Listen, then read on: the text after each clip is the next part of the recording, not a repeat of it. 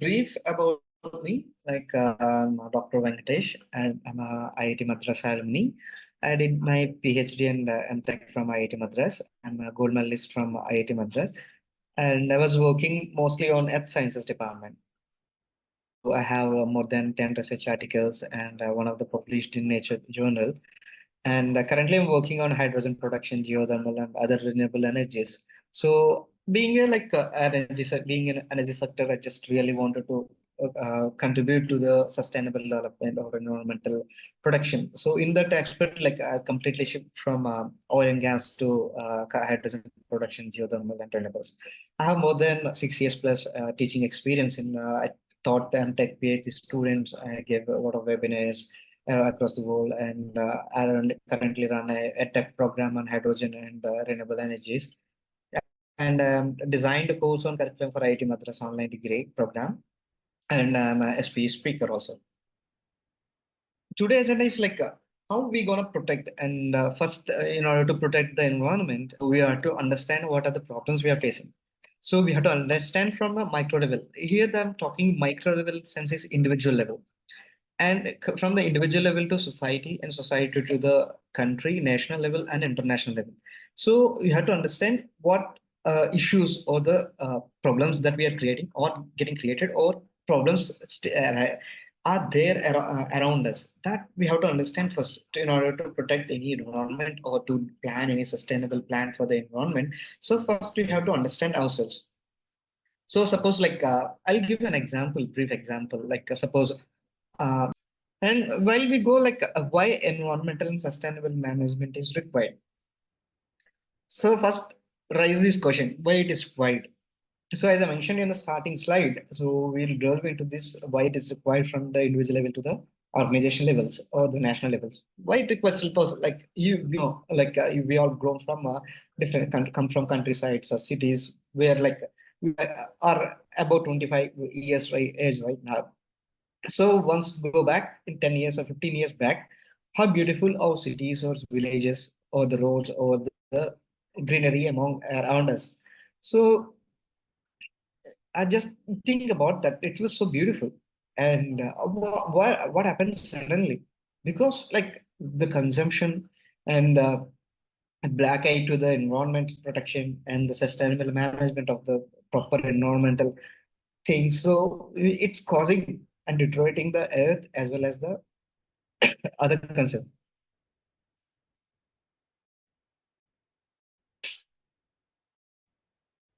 As you know, major concerns about these, first I'll just give a glimpse about air pollution.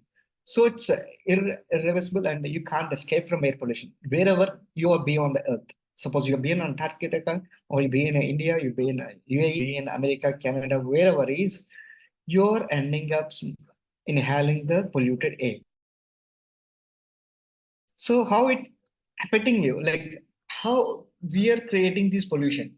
So if you see the pie chart here, it clearly shows that 45% comes from industries. Oh God, why industries? We all work in industries and we get paid from the industries. And how it consuming pollution, air pollution mostly. And there is waste burning. And if you say case studies, the countries some of the countries third world countries or developing countries, we burn the trash, we burn the tires, or also any asphalt things we burn easily without any thinking, having a second thought, we burn easily. And there is lot of air pollution. So what it really causes air pollution, we talk, okay, so okay, doesn't affect immediately, so we can't take it light on the air pollution, right? So what WHO says that more than 99 population lives in the areas where the air pollution are above air quality levels. WHO has a standards for air monitoring guidelines. So if the air pollution of a particular region is above a certain levels, it's terms as a red, or I think most of your devices like iPhone or Android phone, whatever you phone you use, it tells you about the air quality in your region. So it tells that poor or good or very bad, something like that, right? So with poor, if you are continuously exposing to that kind of pollution. So what happening is like World Health Organization released the report that more than 4.2 million deaths are attributed to ambient air pollution. So we take very easily, okay, it won't happen to me individually. So what about, like, suppose I give an example of a smoking, and if you smoke a cigarettes, like in 1 or 2 years it won't happen. So after 2 years your lungs get deteriorating and the snag got depositing in your lungs, and after 10 years you'll end up having a, or you will have a pneumonia, other irreversible effects to your lungs, right? The same way the air pollution, the air pollutants that present in the air that goes into the inhalation and causes. So it individual level we understand this the thing that happening, like what is causing. And biodiversity. Okay, someone said that okay, it causes it affecting the human beings, but why it concerns to the animals? Why? Because the I think eutrophication that leads the causes of degradation in the water bodies that affects the biodegradation. Suppose if you see the food cycle or the chain, so what happens, like from algae to the food top, if you see the pyramid, we are the top. So if you see the circle of that, so everything matters.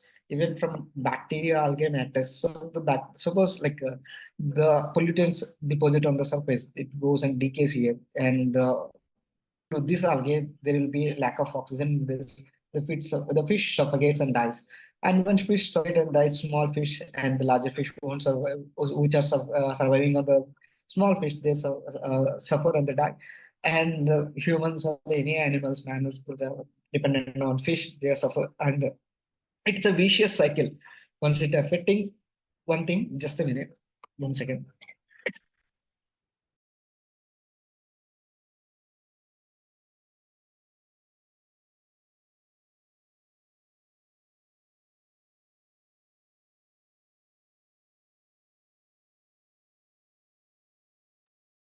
Yeah, I'm sorry. So it's a vicious cycle. So you can't avoid anything from if you pull out something from the ecosystem. So it affects the other bodies of ecosystem, and it finally causes has human beings as well as the biodiversity. And if you see, like we talked about air pollution, so this is the plastic. I give the first slides on the plastic. So you can see how drastic it is. You can see, like if you have a beach at your hometown,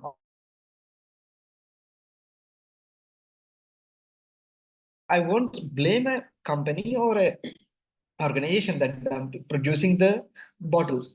So we blame ourselves, consumers.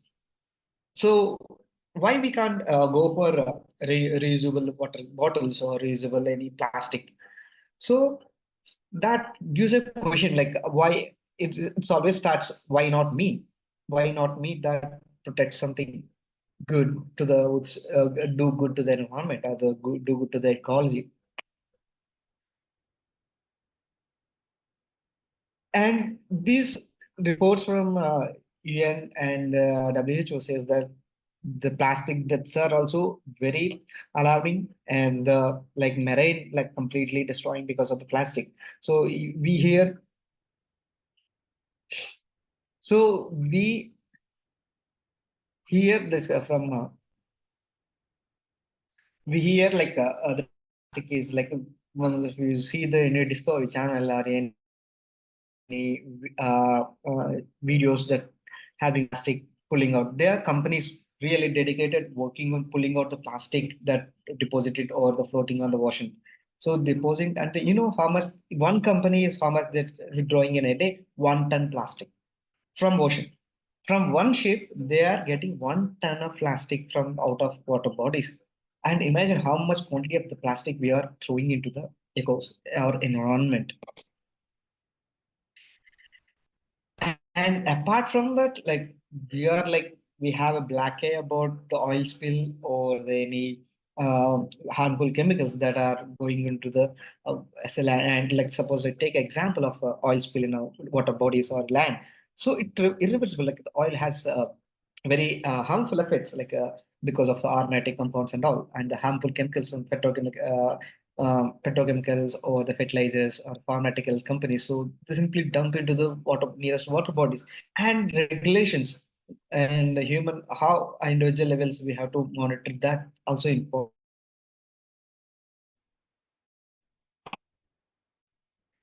And just like I'll play a short video on this. Just if you have any queries or doubts, just ask me. Although they have the potential to pollute the environment, chemicals such as pharmaceuticals, pesticides, personal care products, and many others are part of our everyday lives. This isn't the only threat facing nature, people, and the planet. Earth is suffering a triple planetary crisis from pollution, climate change, and biodiversity loss. These three threats are intrinsically linked. For example, excess greenhouse gas emissions cause climate change and a rise in global temperatures. This leads to changing. If you see here, so everything is interconnected. So the greenhouse gases which are emitting or affecting the uh, climatic balance in this environment, and that is causing emissions cause climate change and a rise in global temperatures. This leads to changes in the distribution of crop and I'll discuss furthermore in weather conditions, how it's affecting other species and natural disasters, how it's causing detail, discuss in the coming slides. Many pests are vectors for diseases such as malaria. This means the geographical range of disease will likely increase with rising global temperatures. As a result, the use of pesticides and pharmaceuticals for both humans and animals will increase, leading to more chemical pollution, which has detrimental impacts on the environment. These effects can be lethal or sublethal, sometimes affecting reproduction, immune systems, or behavior of species. Integrated solutions that consider nature, climate, and people are.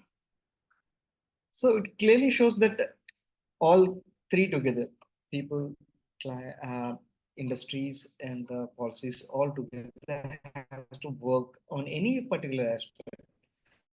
Suppose if we see mining, these are the like adverse effects of mining. Suppose like every product from our mobile or anything that comes from the earth or mother earth, right? So we excavate that, we mine it, and we make the products, and we do that. But how about like we're destroying completely a complete forest? Suppose like if you see Amazon rainforest, it's completely it's going on. Like you know how much the rate of forest they deforest every month. It's more than 10,000 hectares every month. 10,000 hectares they are like cutting down, and major problem with the mining and all is like the chemicals or the open minerals that are exposed. They deposit into the natural streams and they come and deposit into your river streams. They merge into the river stream and it will go into the like any seepages or any bends are there. Falls are there. They go and deposit into the freshwater bodies. Then everybody in the world is not privileged to have a drink of water from the bottled water, right? So countries, there are people who drinks water from the underground. They drink water from the flowing river, flowing bodies and all. So these people are at it. Suppose like uh, there is a huge river that is flowing in the Africa, Central African Nile. So if a country is doing bad, suppose they're depositing the harmful chemicals in the one end of the river, which is flowing down, the river is flowing down, and the other of the end of the river, like who people who are living, they take the same water to drink. But they do know, like they don't know like what kind of chemicals they are deposited, what are kind of minerals they have been uh, uh, dissolved into the water stream, and they got finally got mineral. So who should be aware of that? So company is nothing but or organization nothing but like a machine that is running. It's a group of people. Organization nothing but a group of people or group of minds working together for a collective minds. For going working for a collective objective or single objective, whatever it is. So these people have to understand why or how these are my byproducts of a company, byproducts of a my product, how it affecting the environment or ecology. So we can't survive with the technology. So technology requires base materials, suppose like the silicon or other minerals to produce, make the motherboards and etc.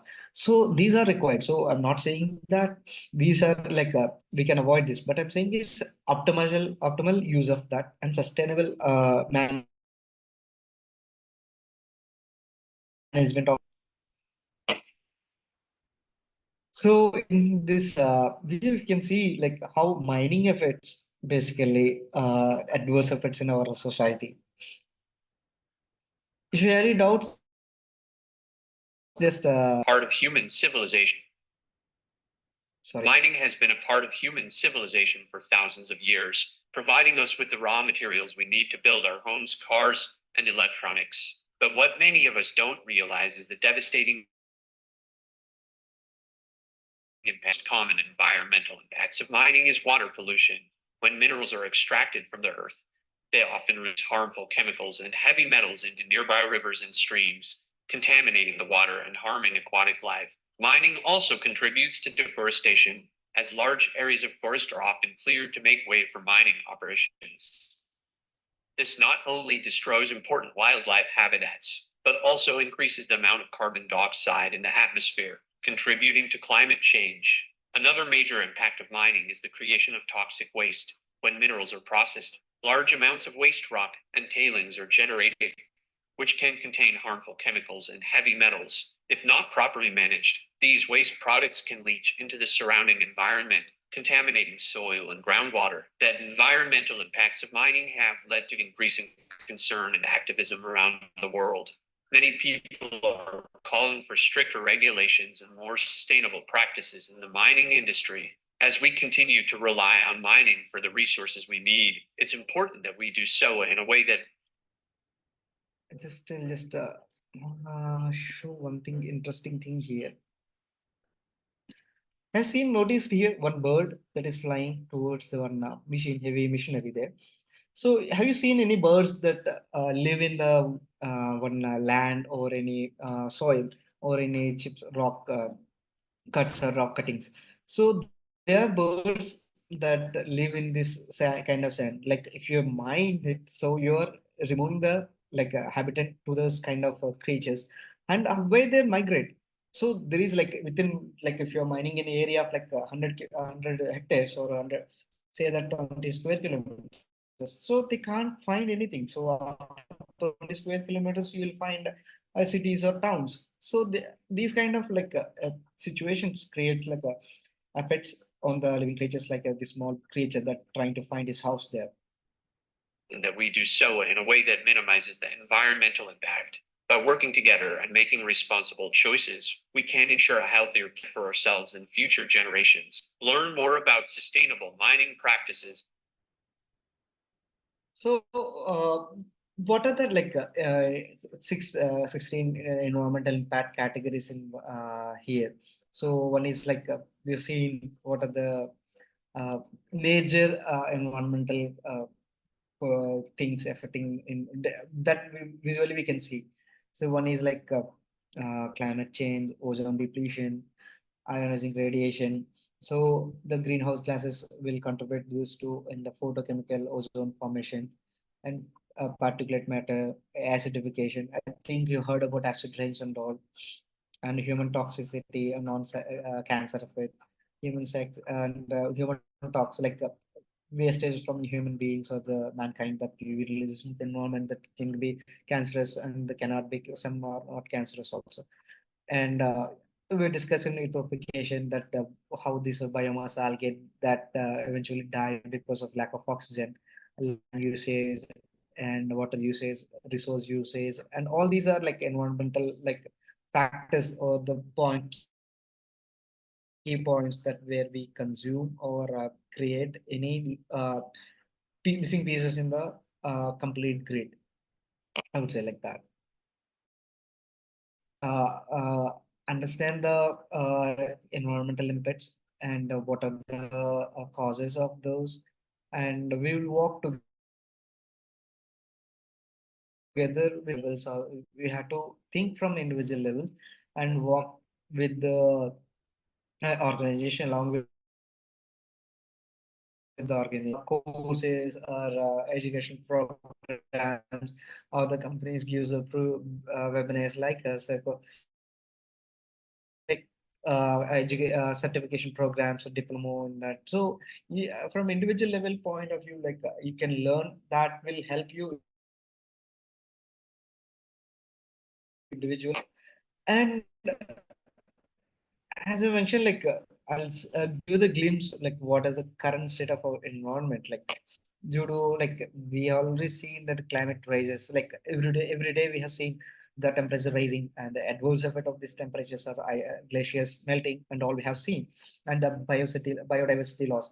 So there are many species that are going to extinct. So right, so they are at very bleak state or the end of the extinction. So there are like few species they are ready to extinct because of us.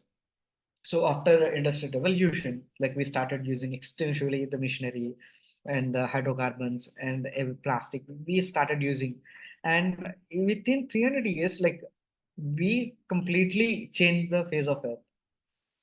So the temperature rises. So if you see the graph of Earth, I mean temperatures from 1750s to till now, like there is an increase of point plus 3 degrees centigrade in the temperature. So overall, it's very highest increase in the temperatures that causes irreversible effects. Suppose forest fires, sudden rains, precipitation, and the ice, Antarctica or Arctic region, glacier melting and all.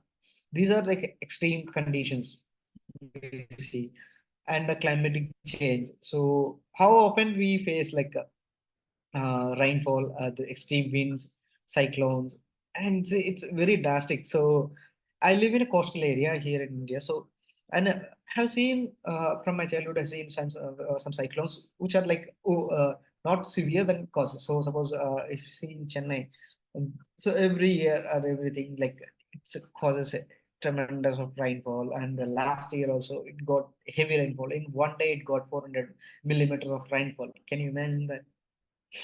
Any city or any kind of city for that kind of infrastructure is there, they can't withstand that kind of rainfall. If you see the developed countries like European countries and all, like it's they can't handle that kind of pour down at any. Sometimes they can manage, but over the night or over 1 or 2 nights can't be possible. So that kind of events are happening because of climatic change, temperature rises around the globe, and extreme weather conditions like drought. Like suppose the shadow regions of the mountains, right? Suppose if you have a mountain here like this. So if you have a monsoon that hitting from this face, so the other region will be the shadow region. So the other region won't get a sufficient rainfall. So what happens if the temperature changes on all, or the wind direction changes, or the heat or precipitation changes? So other side also gets the rainfall. Maybe you think that good for that. No, the other side biodiversity and all is different. So it won't accommodate this sudden rainfall or the sudden drought that causing immediately.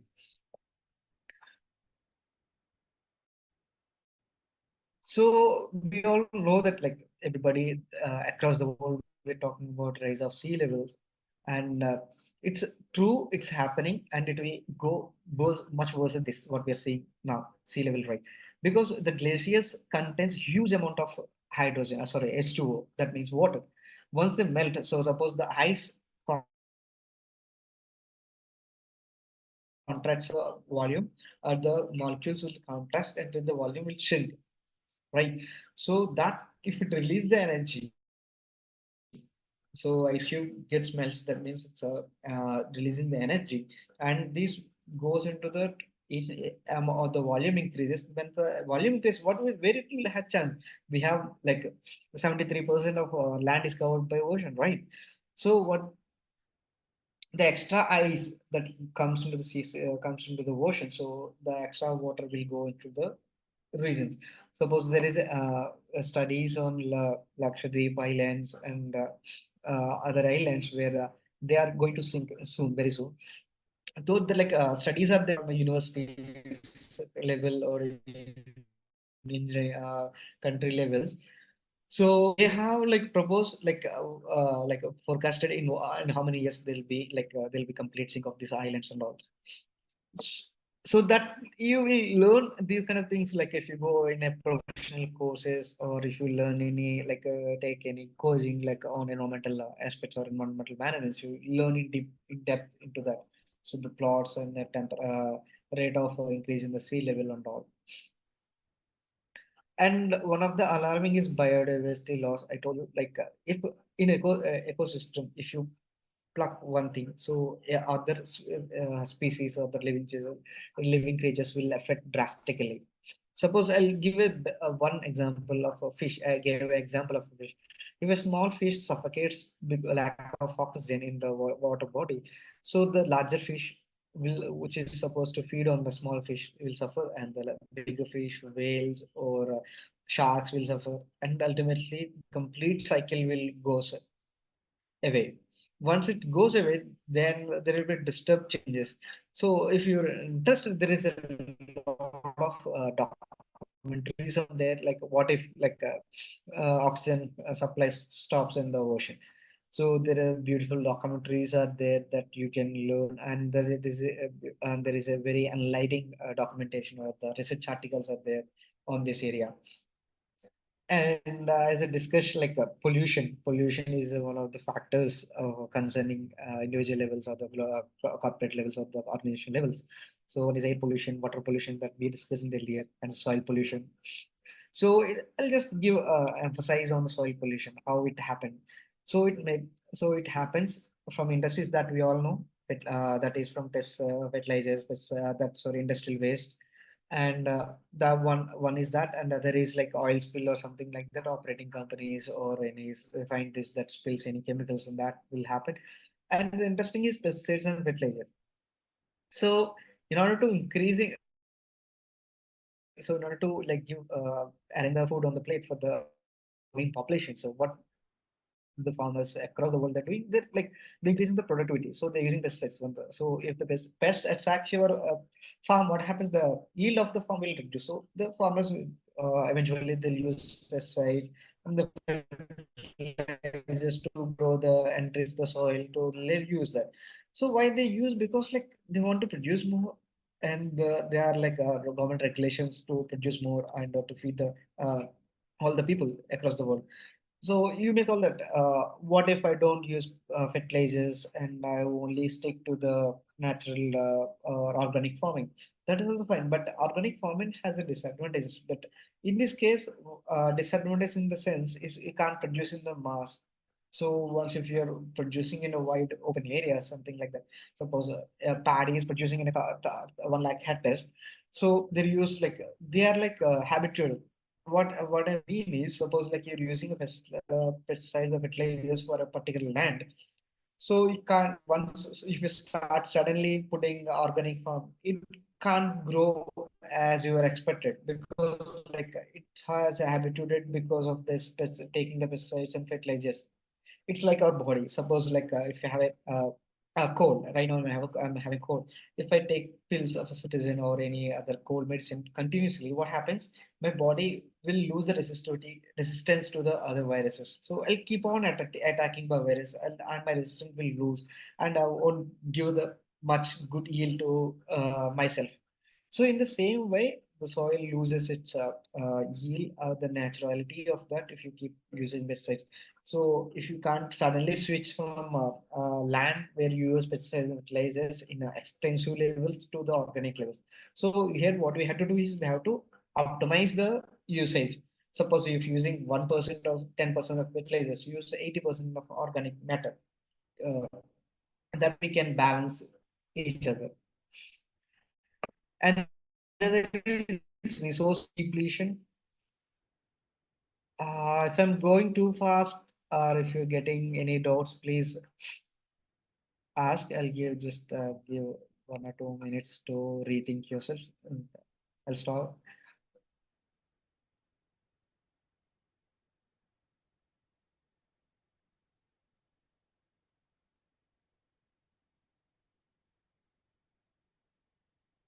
We can go ahead.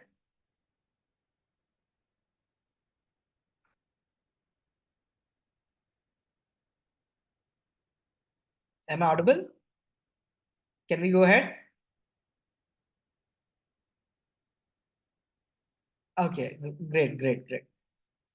Okay, resource depletion, as I mentioned in the earlier slides about mining and all. So we are using extensive resource depletion. Suppose I was in the gas industry, so I was studying subsidence and compaction of reservoirs. So what happens usually is if you deplete the reservoir pressure, so the compaction will happen and the subsidence will happen. So why it's happened because I depleted completely sucked out completely the hydrocarbons from the particular layer of the formation. The same way it compressed, so it can't withstand the stresses. The same way on this planet, if you remove something that is in balance, so it affects everything. Suppose I remove one plant from say that a big banyan tree that I'm growing from area. So it affects the small birds. It affects the other small plants which are feed on that the tree or the shade. So everything it's interconnected. So we can't do you can't say that okay, one plant doesn't matter. So everything matters. So even you dig or mine 1,000 acres or 1 hectare doesn't matter. So how we have to deal with these things? We have to deal in an optimistic way. So uh, for that, how will I get awareness? So I get awareness by individual level. So these mining industry, you may say that these mining industry is not operated individual levels. Yes, of course they won't operate, but they operate in a organization levels. So, but the organizations has to make a strong firm. So, suppose if we see recent riots or the black sanctions from in Europe about stop using oil or something. So, they are not organization. They are like individual people. They are concerned about the environment. So even we can do it. Suppose if a government is doing like giving permissions or making policies to excavate the land or the go for extensive mining, so individual levels can fight. That what I'm saying. Like individual awareness should be there for that. Like you have to understand what mining may affect and how it causes the adverse effect in the society or the ecology. So that have to understand individually. So we deplete everything. So we depleted natural resources like water. Rivers are we're completely contaminating the rivers from from the origin to the end of the river. It's completely contaminated. So not even on the planet, not in a single river, she show me that it's a very pure river. It's contaminated. If you go to Himalayas, if you go Haridwar or some places, even those you find plastic and other materials that is floating on the water body. So how bad we are behaving towards the environment. So that's how to raise. So for that, government should make policies for the stringent implementation of this kind of resource depletion. So if you live in a cities, like you have a limit that you should not use this amount of water in a day or in a month. So if you use more, there'll be penalty. So there'll be if you go for a well bore for a fresh water, so you can't go beyond this depth because beyond the depth, if you go, you'll hit some salt water, something like that. So they are regulations are there from the government side, from individual. What I'm saying is from individual sides also to be concerned, and we have to learn what the policies that and how it affects and what water rate it affecting and if suppose if you aim to become an environmental management engineer or environmental sustainable engineer or a person, so you have to understand these things. So you may learn from different sources, you may learn from people like me, you may learn from videos, you may learn from books, you may learn from any organizations or the academies. So the objective is to learn, understand first, and learn and implement. So in some cases, there is a very fault with the government. What happens is they won't take certain policies. So suppose uses, I give an example of usage of automobile. So uses we use extensionally automobiles in around world. So globally we produce millions of tons of CO2 into the atmosphere, and we still living like that, and we don't give anything about any like concern about that. So governments has to give make policies. Suppose uh, every like new organization or the companies that the percentage of green energy that you're using should make happen like a compulsory to the company or organization to maintain this much of green energy should be produced or utilized, should be done, and we like ignored generation. So it's irreversible. So the investment or the finance share for the environmental or sustainable management is was very bad. Now we are realizing. So all the countries across the world, so they're realizing the importance of this one, and they're allotting their budget to the green energy or electrical vehicles or green hydrogen. So they are giving emphasizing on the green part especially. And like we talk all this like different what are the problems and all, and the government, what is the benefits of sustainability management. Like suppose if I'm a sustainable management person, like I'm working in a country, what I have to do is like my role in the company is to reduce the environmental impact. So what I have to do, I have to bring policies or the make products that gives lower emissions and lower wastage of the byproduct. The lower byproducts wastage should be there from the byproduct, and resource consumption. Suppose I'm producing one product in a cycle, so the product should be used, recycled, or be consumed in the another thing.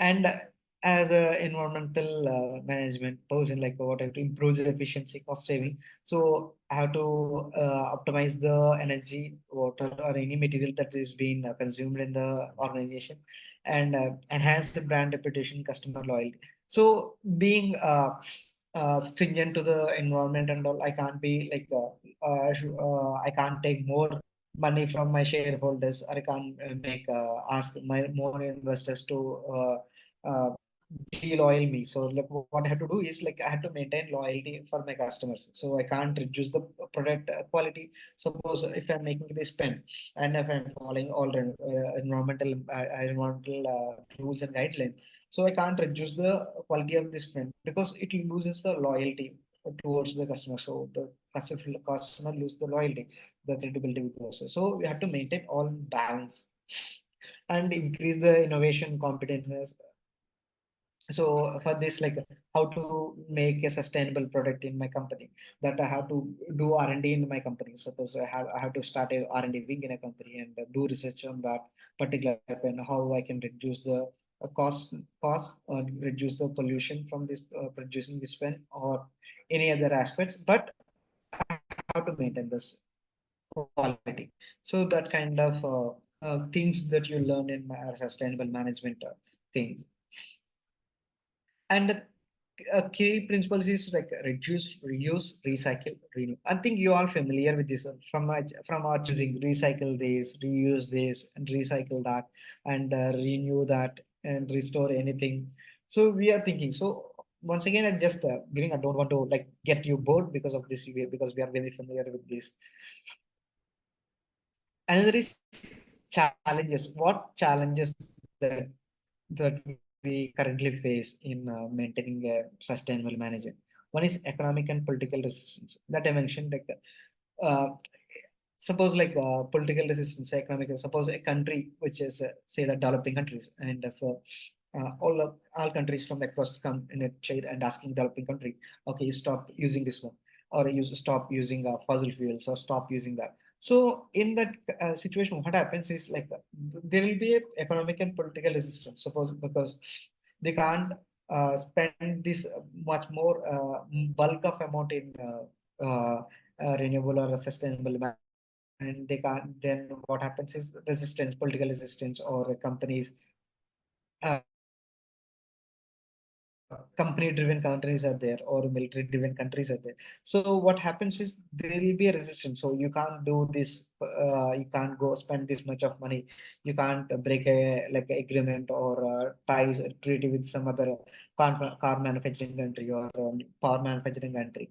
So these kind of resistance will happen definitely. So these are the major challenges in global level. Suppose if you take an example of usage of electrical car, what happened? So if you forcefully push into the people, so that so you have to use the electrical car, people will resist. So I don't want to use the electric car. But what you have to do is make a law or guidelines so that these many years you can't use like a automobile that runs with the fossil fuel or gasoline. So that kind of regulation slowly brings like you can't change world just like a jiffy. So any change that should going to last forever means that has to be go in a smooth and steady manner. And the lack of awareness in education. So from our childhood, our educations were driven towards the job orientation. So you study this, you get a job. You study that, you will get that job. But nobody in the school, colleges, universities, nobody's thought has this. Okay, what is awareness and education towards the sustainable development or environmental management? Why? Because like we are institutes are like that, and the students who go and do are like that. Until unless you study some sustainable management or environmental management courses, you in your engineering, how many we have studied this sustainable management, engineering management. So in my curriculum, I'm basically a scientist. So I mostly studied geology, geophysics, that kind of stuff. But I never studied this during my education. So this lack of feminization education is the major one of the challenges. This so once we go and reach one particular stage of a professional level or education level, so we have to thing is like you have more sources like a mobile phone, laptop, internet, everything we have like at our fingertips. So we can go and learn from them, or you can learn from any education things, and you can enroll in MSc courses, or you can learn on Bosch or EOS courses that supply give on a certificate. And another is technology limitations. So yes, I agree that like we have like short of technology that understand completely change the one mode of energy into the complete another mode of energy. So suppose if you take this advantages, suppose like biomass production. Suppose I think how many of you heard about biomass production, biodiesel production? So we are still in the process like to generate this kind of biomass and generate this biomass into the biomethane or biodiesel. So there is gap into this, and I work on hydrogen production and all. There is a huge gaps in the technology gaps or innovation gaps to produce effective hydrogen, cheap hydrogen. Why? Because hydrogen production is costly. So if you improve the technology and make the technology cheaper, then we so in previously like I give you example of mobile phones. So initially the mobile phones were costly. If you see BlackBerry, Apple phones were costly. Once the Android, Samsung comes into the picture with the innovation and technology, it makes cheaper. You get like a mobile phone for $100 easily. So that kind of innovations are required, and these are the limitations in that. So here, if you see that sustainable management is battery disposal of electric vehicles or any lithium battery disposal is an issue. And if you talk about nuclear energy, the handling of nuclear energy, nuclear waste is one of the challenges, technology challenges that we can tell, and global cooperation. So it's a very global cooperation. Why? Because so suppose if I dump trash next to my door or next to my house, so it's I feel that okay, that trash is not mine. But and this the whole like the person neighbor also do that, and the person opposite to the street also does that. So what happens? The trash accumulates. So once if the government comes and says that okay, whose trash is this? So we don't have answer. Everyone will point each other. This is your trash. This is your trash. This is your trash. So it's a funny, right? So likewise, like if you go in a global scale, so the country shares the boundaries with land in land or the ocean also. So so global cooperation is required. Suppose like if good ocean protection, so countries, neighboring countries that shares the common water boundaries or the land boundaries come close together. Okay, let's solve the problem together. Let's tackle this problem. okay, let's clean up this ocean, let's clean up this glacier, or the clean up this river.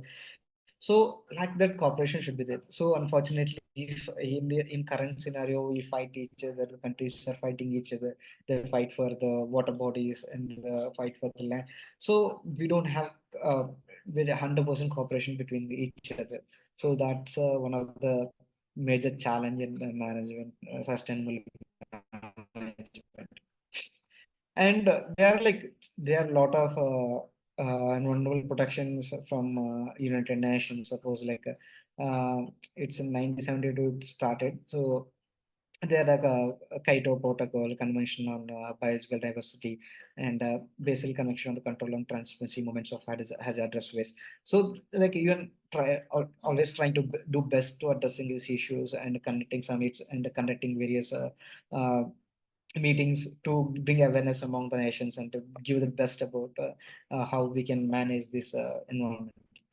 And we know that environmental policies from major countries summits like G8 and G20. So, and if you see Paris summits, they all majority of the countries to go zero emissions by net zero by 2020, 2050.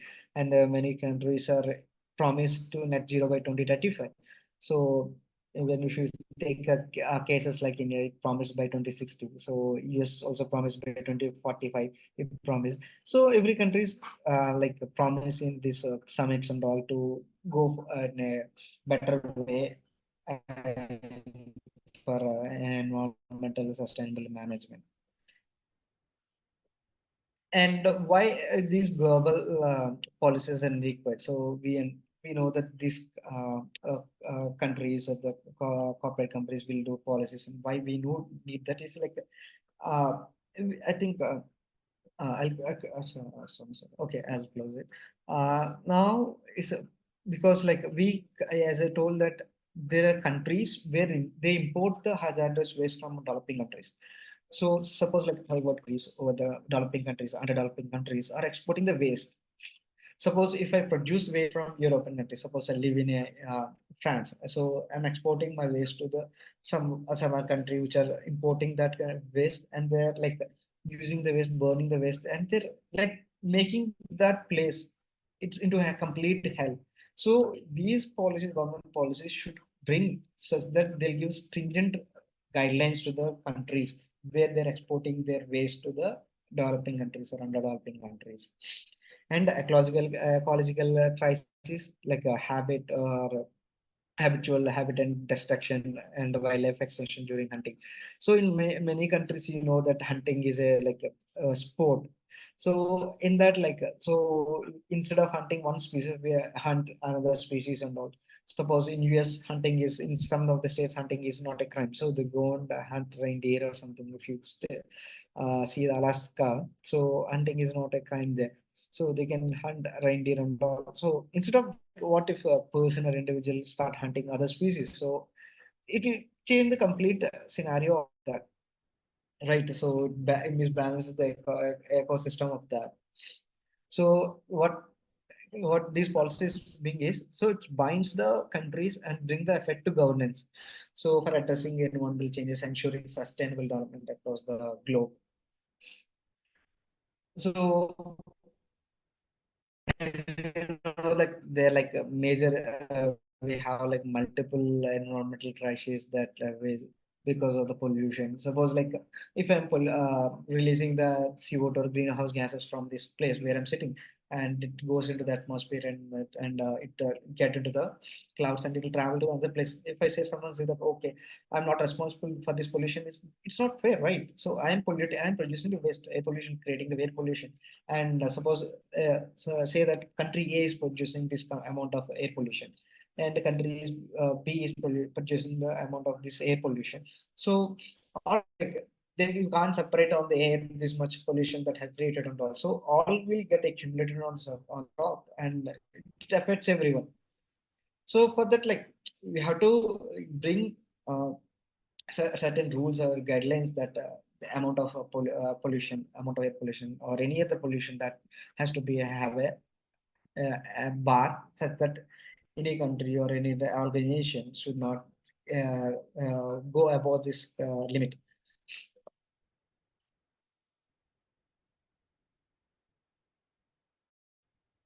and they are like conventions, agreements on climate change, so in across the world, and these agreements will bind together, or treaties or agreements between two nations or the group of nations, such that they promise that they won't produce any much pollution this year, or they'll cut down the pollution this much, or the usage of pesticides, or they'll cut down to this much.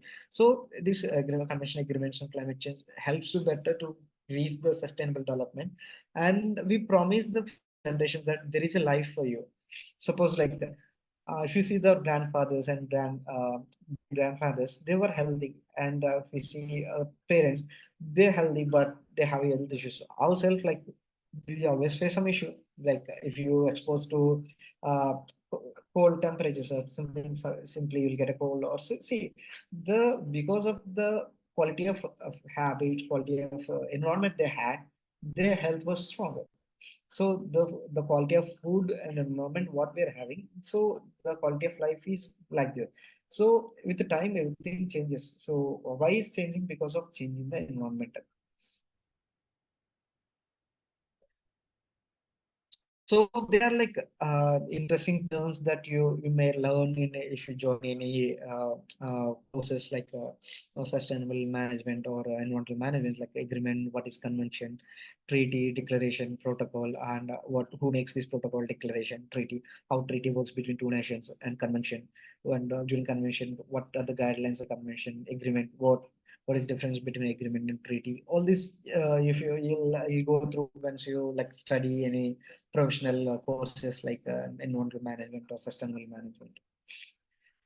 And like the types of integrated, like there are like many things you may learn if you join in certain programs, like types of international agreement, conventions on hazardous waste, and from company level, how you gonna approach to the sustainable development, and conventions on chemical pollutants, like what are the major conventions that happened so far, or what going to happen in the future that you'll be learning in the future, like if you join any other courses. And monitoring and implementation of international agreements. And good thing is like international agreements are made by a group of people, so it'll make by a country. So the country will make with some of the experts from industry experts or educationalists or academicians. They all sit together. Suppose like if a company having a good environmental management manager or a sustainable manager in the company, so definitely they'll sit in a board meeting to do resolve or do bring resolution in the company to optimize sustainable growth in the company, or sustainable production in the company. So it really helps in all to that. So and I'll just close this with one short video. Just it's a 2 minutes video. Just taking one.